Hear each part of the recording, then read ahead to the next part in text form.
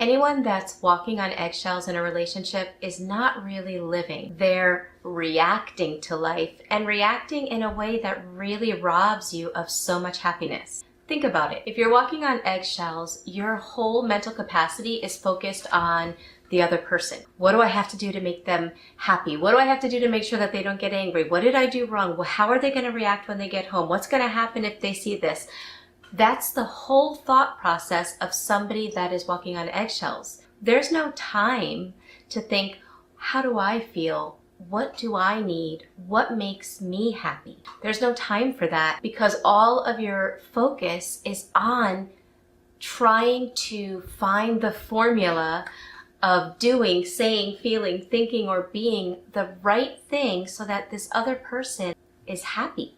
Living like that is not a happy place to be. So in today's video, I really want to talk about why we wind up walking on eggshells. We're going to look at the toxic person that creates it, but we're also going to look at ourselves as to why we wind up allowing that. If you are wondering if you're walking on eggshells in your relationship, you can ask yourself some questions.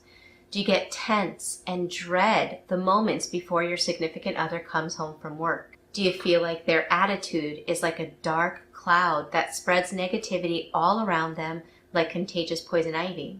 Do you get yelled at for minor things that don't merit the degree of anger that's dished out? Have you noticed a change in yourself? Maybe at one time in your life you were calm and relaxed, but now the relationship has changed you and you constantly feel guilty as if you never do anything right.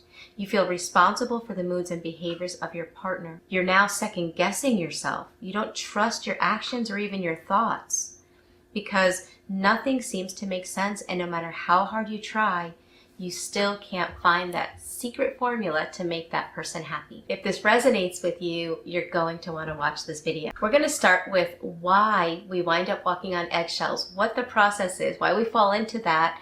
And if you watch to the end, you're going to get some amazing tips on how you can begin stopping it today. We could spend our time focusing on the other person.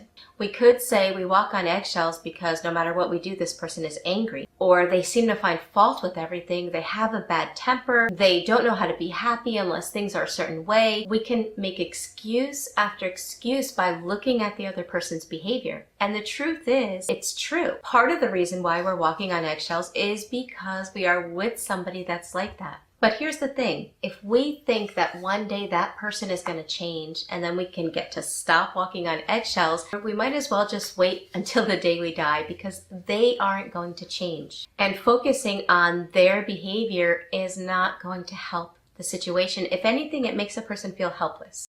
So one of the reasons why we wind up walking on eggshells is because of our unhealthy attachment to the person that we're in a relationship with. This thought that we can't change the dynamics, we can't give up, we can't stop trying, we can't get out of that hamster wheel because even though it's really, really bad at times, when those bad times are over, it becomes really, really good. So we have this unhealthy attachment to those moments that the abuse is let up. There's a let up of abuse. It feels good. And so we hang on, we endure that bad behavior, we walk on our eggshells, waiting for those moments where we're on the upswing and everything is good. Then it happens and it's a cycle, and we're stuck in that cycle, waiting for those good moments.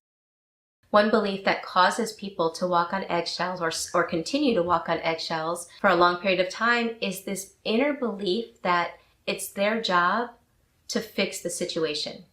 And that if they can't fix it, somehow it's a lack in you.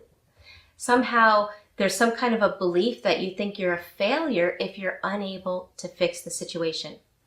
That's a belief that normally was instilled in childhood, and then this toxic relationship just strengthened that belief. The problem with that belief is that it keeps you in that hamster wheel because you're taking all of the responsibility on yourself to make these changes, to make it work. Without realizing it, the relationship is no longer 50-50 or 100-100 with both parties giving 100%, but it's literally you're doing everything, the other person's doing nothing, and the fact that it's not working out is your fault. The other belief that keeps us in that cycle of unhealthy attachment. There's a belief that we think that there must be something wrong with me to not be able to make this relationship work. Something else that keeps someone walking on eggshells is the belief that they don't deserve better.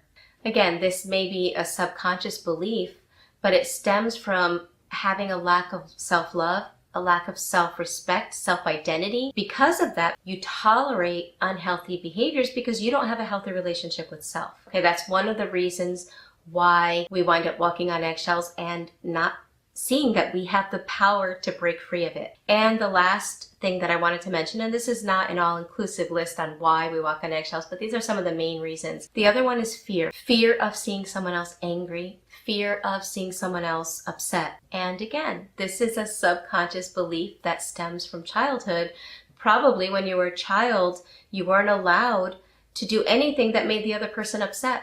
And so you have this fear instilled in you, and the anger of the toxic person in your adult life is waking up that fear that you felt as a child. And so it's very overwhelming, right? We know that the toxic person is creating the situation. It's not our fault that they are creating this horrible, difficult situation. But there comes a point where we have to realize that there is something we can do about it. There are changes that we can make that can help us to feel more empowered. Again, we can't change the other person, but we can change ourselves. And if you're ready to do that, here are the tips that I have for you.